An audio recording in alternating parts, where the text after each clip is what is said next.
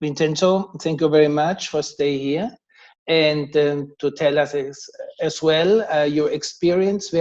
What is your work in the Switzerland with Almacasa? We visited you last year in May.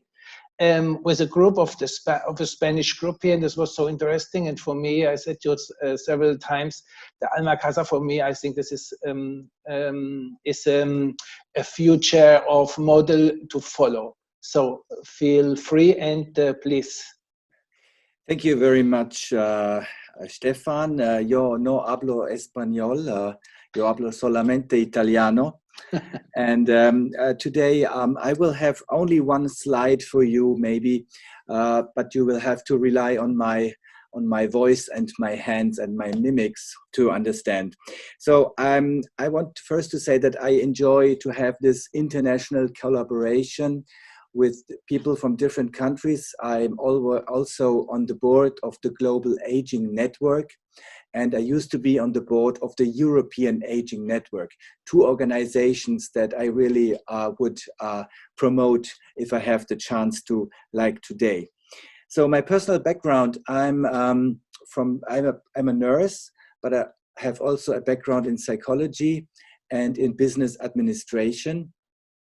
And so I decided about 10 years ago to work independently, because before I was a nursing director for many years in different locations.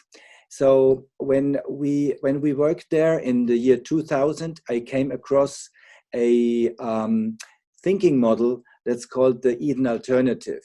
And the Eden Alternative talks about the problems in nursing homes, which are three problems: loneliness, helplessness, and boredom. And that infected me, and I'm still infected by this virus, not COVID, but this virus. And so when we created Almacasa about 10 years ago, we always thought about these three plagues: loneliness, helplessness, and boredom. And we decided to be a part of the culture change movement in long-term care, because we believe that it is time for a different culture for people who live with changing cognitive abilities, with changing abilities in their physical appearance. And we believe that those people don't want to live in a hospital. Nobody wants to live in a hospital. People want to live where they feel well, where they have a good atmosphere, and they have friendship and also good quality of care. But we think that quality of care is only the basis for quality of life. And usually, if you go to a conventional nursing home, the care will dominate your everyday life. And that's not how life is supposed to be. So therefore, today we have 3 Almacasa running in Switzerland, in the canton of Zurich, and the 4th one will open in autumn 2021. So what is Almacasa? Just a few sentences, and then I come to the COVID situation. So Almacasa, every Almacasa site has about 30 residents, and the residents live in groups of about 10 people in each group. And in each group, we have like a big apartment, and in the middle, we have a big kitchen and a living room, like you would have at home. So imagine yourself going to a party to friends at home. Everyone stays in the kitchen usually, and you chat and drink and eat in the kitchen. So we made that, it's a concept. And it's a good concept because people come there and stay together and do something together, even with changing abilities. And I have to stress that at Almacasa, our residents are usually very ill. So they come to us when it is not longer possible at home. And we encourage people to stay at home as long as possible with the proper aid that my colleagues before offer. And we don't want to get people to Almacasa too early, because at home is at home, right? We do very good work, but we are not the real home, like we try to be. So if I may, I would like to share my screen now. I hope I can do that. Stefan, I have Bildschirm freigeben, ja? Du hast den frei? Bildschirm freigeben. Moment mal schnell. I have to check that. I'm sorry, I can't do it because it is not in my session. Don't worry, okay. I can explain. I can't show it because technically there is a problem. But the slide would show you that the resident is in the middle of different circles, and in the inner circle we have the people who do the care, we have the people who do housekeeping, we have relatives, we have also our learning people and other students. And in the outer circle, we have people like me, like the doctor, like the volunteers. And in this slide, I show that the inner circle is the most important part of Almacasa. And my job is to make the inner circle as independently possible to work as it is possible. You know, we don't have a hierarchic organization, because if you have a hierarchic organization, the care will be hierarchic. The way the management treats the staff will be the way the staff treats the elders. That's one of my punchlines that I promote, because I'm sure, and I have seen that many times, that if you have a hierarchic structure, you have hierarchic care, even if the people who work there don't want that to be. So we try to deinstitutionalize as much as possible. It's also a buzzword today, deinstitutionalization. But I also want to point out, you have to know what you do.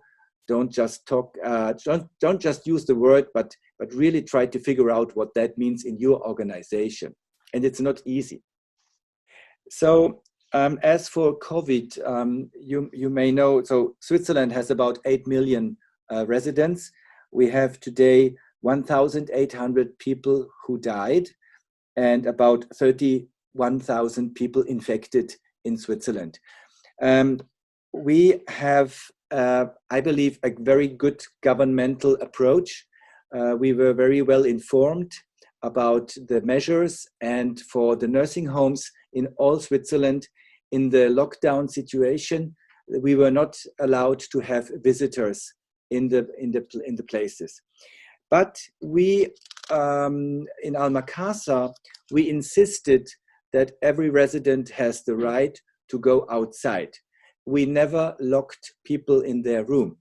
And in fact, I had a meeting, a Zoom meeting a few weeks ago with people from Spain and from Italy, especially from Italy, where they told me that they had, and then from France too, they had this poor old people locked in their rooms. So we never did that.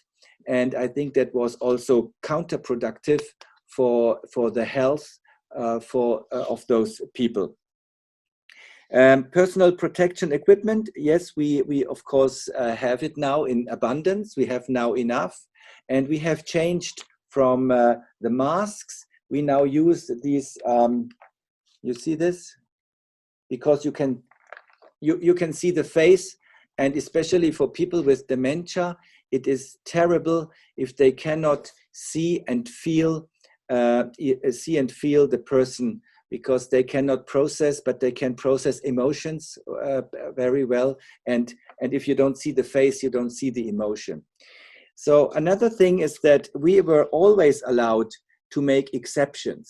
So the government says you don't have visitors, but we were allowed to have exceptions, and we used that.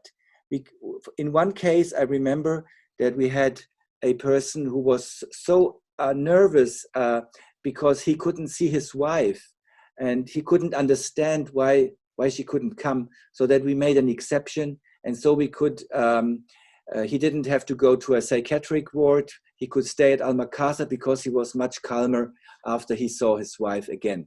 So we made the exceptions because we thought they were reasonable and we could take the risk. So the risk is that we have 3 Almacasa now, and in one of those we had COVID cases. We had in this house 6 persons who died out of 30, and from those 6, 3 persons died with COVID and 3 persons died without COVID. So that means that our mortality rate was a little bit higher, but not that much higher. And I want to point out a last thing, which I think is very important.